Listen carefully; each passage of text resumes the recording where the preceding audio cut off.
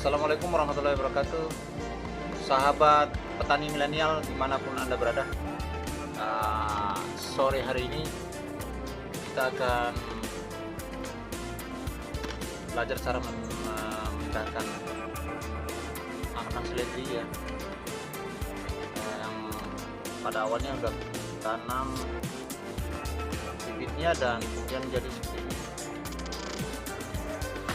Usia kurang lebih 3 bulanan, sudah harus dipecah biar nanti lebih banyak.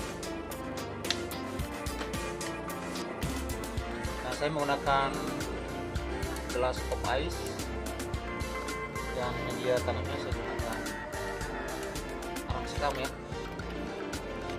Check it out.